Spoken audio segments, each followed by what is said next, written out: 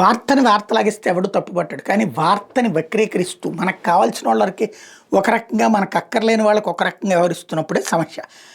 ఈ 2 నెలల్లో వర్షాలు ఆశాజనకం. ఈ వార్త ఈనాడే రాసింది. ఏది దేశంలో 6% ఎక్కువ వర్షపాతం, ఏపీలో మాత్రం 23% తక్కువ వర్షపాతం.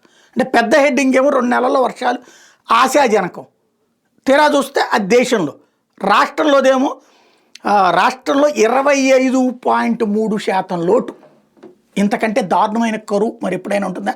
నైరుతి ఋతుపవనాల సీజన్ సగం ముగిసినా రాష్ట్ర వర్షాలు ఆశాజనకం లేవు. రాష్ట్ర వ్యాప్తంగా సగటున 25.3% లోటు వర్షపాతం నెలకొంది. ఉమ్మడి తూర్పుగోదావరి, పశ్చిమ గోదావరి, కృష్ణా మినహా మిగిలిన జిల్లాలో ఆగస్టు సెప్టెంబర్ మధ్యలో వర్షాలు సాధారణ కంటే ఎక్కువ కురిసే అవకాశం ఉందని ఏండి చెప్తోంది. కొద్ది రోజులుగా ఋతుపవన విధానం బ్రేక్ మాన్సూన్ పరిస్థితులు నెలకొనడంతో రాష్ట్రంలో ఉష్ణోగ్రతలు పెరుగుతున్నాయి. వేసవి తరహాలో వేడి ఒక్కపోతా ఉండడంతో ప్రజలు తీవ్ర ఇబ్బందులు పడుతున్నారు.